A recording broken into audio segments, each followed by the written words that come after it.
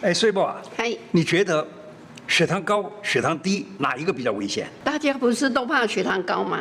错，血糖低更要命。我认识一位老先生啊，大概30-40年前的事情了。平常啊，他都严格的控制着他的血糖，按时打胰岛素，血糖啊降得太低了，一条命这样就没了。那一天起，我一直提醒病人，别只怕血糖高，更要小心血糖低哦。胡大夫开讲了，我是你的老朋友胡医师。这一集和你分享的重点有：这样吃白饭稳定血糖，防截肢；吃糙米却越吃越虚，加它一起煮来固脾胃；减肥少吃饭，瘦得更快。小心引发这些难以预料的后果。这样吃白饭稳定血糖，防截肢。各位糖友们，你知道吗？台湾每年有6000到7000位糖友因为脚逐步的溃疡，伤口恶化，有1成到2成连小腿以上都被截肢了。一旦截肢，死亡率还会更增高，5年之内死亡率高达70%，比中风还可怕。哦，这恐怖哦，一个人哪会截肢啊？很多人怕血糖飙高，不敢吃饭，抗拒淀粉，大错特错！千万不要长期不吃米饭，会怎么样？你身体的能量不够，容易饥饿，免疫力也变差，伤口愈合变慢，反而更容易恶化，走向截肢的不归路。米饭不是万恶的食物，它能够补中益气，养好脾胃。吃白米饭啊，血糖会升高吗？记住3个撇步，让你吃得安心，血糖不暴冲。撇步1，要吃对顺序，先吃蛋白质、蔬菜，再淀粉。这样吃呢，血糖上升比较慢，胰脏的压力也比较小。有一个医生啊，他推荐先吃肉，再吃菜，最后才吃饭。30多年的时间，他发现先吃蛋白质对血糖的控制是很关键的。为什么呢？蛋白质进入消化系统之后，会刺激肠道荷尔蒙和胰岛素的分泌，让身体做准备。像白米啊，或者是糖类啊之类进来的时候呢，血糖比较不会突然的升高，也能够减轻胰脏的压力。撇步2，吃饭不要煮得太软烂。为什么？米饭煮得太烂，糊化的程度就比较来得高，让血糖上升的速度就加快哦。所以煮饭的时候不要加太多水，保持吃起来有点 QQ 的口感比较好，帮助减缓血糖上升的速度。最后一个撇步，慢慢吃，血糖不会急着往上飙。吃太快会让糖类快速吸收，血糖突然的飙高。每一口多咬那么2下子，配合着细嚼慢咽，稳定血糖，才让肠胃更轻松。糖尿病病友一餐可以吃多少饭？糖友或者是血糖偏高的人建议每一餐呢，你可以吃大约半碗饭，也就是大约80公克的样子。别忘了，一定要搭配蛋白质蔬菜正确的顺序加慢慢的吃，这样才能够真正的稳定血糖。糖友们看完这一集，明天你就可以这样吃。再教你一个吃饭控血糖的吃法。冷饭真能降血糖？一个体质别吃。听讲饭甲放好冷然后再来吃安尼血糖才袂飙高呢。你妈妈不就这样子吗？她都喜欢吃冷的。好。是真的白饭煮熟放凉以后会产生所谓的抗性淀粉，不容易被小肠吸收，血糖升得慢，还能被肠道的益菌发酵，增加饱足感。不只是白饭冷的芋头、地瓜也有效2015年亚太临床营养学期刊它证实说，把白饭煮熟放凉以后再加热，餐后血糖反应明显的降低。担心血糖高的人，你可以这样吃吃看哦。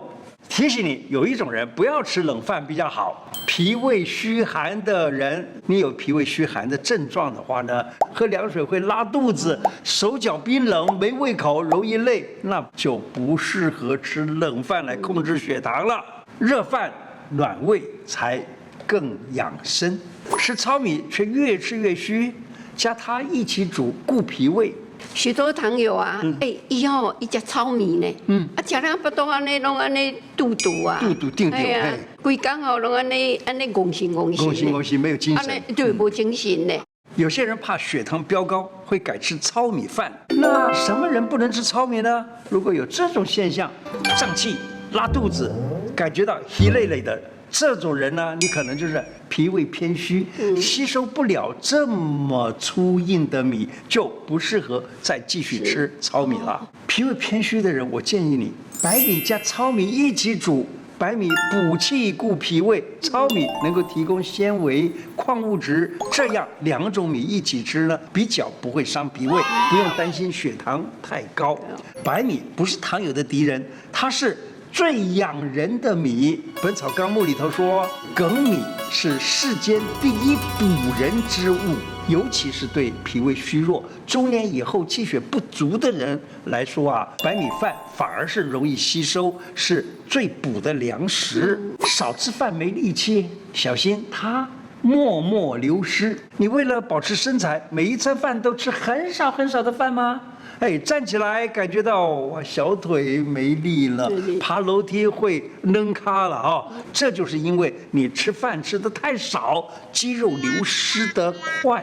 很多人以为多吃蛋白质，不吃饭就会长肌肉，错。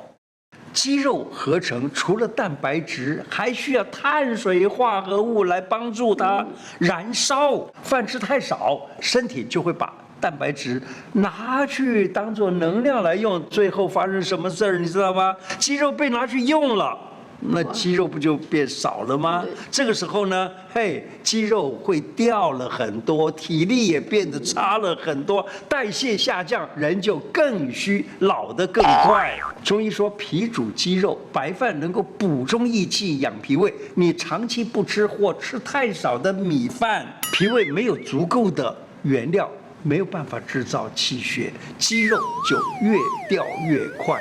当肌肉不够力的时候呢，就容易跌跤啊，容易骨折呀。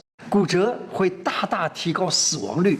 最严重的是，根据统计啊，长者髋部的骨折后1年内有30%的死亡率。这代表什么意思啊？等于是每10个人髋部骨折，有3个人会在1年之内过世，可怕不可怕？我再说一次，白饭不是让你变胖的凶手，反而是你养命的救援粮食。不要因为怕胖而不吃米饭，适量吃白饭，让你不虚弱，肌肉有力，更长寿。白饭是天然养发素，长期不吃米饭，水肿、湿气多。